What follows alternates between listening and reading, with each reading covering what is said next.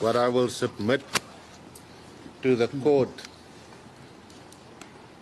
what you and your brave lawyer did.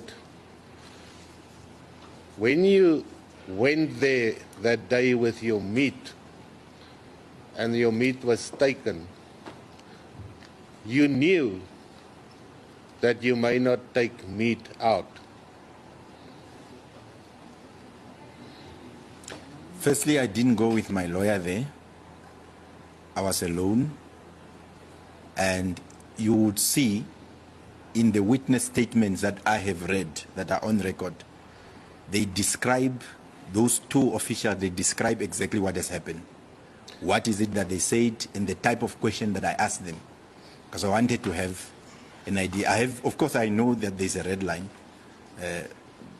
but you may be aware of something, but when it comes at that moment, that's when it reckons on you that you have to deal with that matter. So I invite you to, if you want to have an understanding and appreciation of what has happened. Can you answer the question? Did you know or did you not know? I was aware that it's a veterinary cordon fence.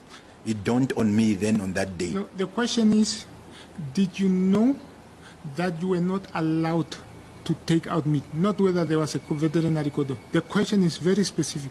Did you know that you were not allowed to take meat over the veterinary cordon fence? I didn't have an idea as I Did eventually. you know? I didn't know then. Oh, yes. You didn't know what?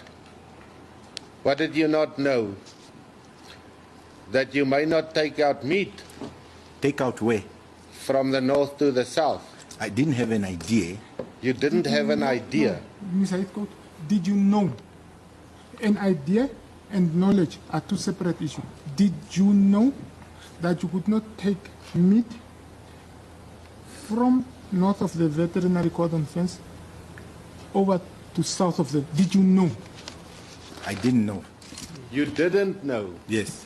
So that was the first day that you learned that people may not bring meat from north to south. Yes. That was the very first day that you've learned about that fact. That is the very first day I came to a realization there. That's why I'm referring you to those witness statements of my interaction with those veterinary officials. You knew, I put to you, and you are now deliberately misleading this court. You knew on that day that you may not bring, according to the laws of this country, meat from north to south.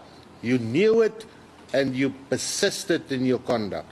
I didn't persist you. Those are your own words. I'm referring you again. If you want to understand factually what transpired. Okay, you have answered the question you didn't know. All what being close to you is that your question is being disputed. It's for me to see how I'll resolve that.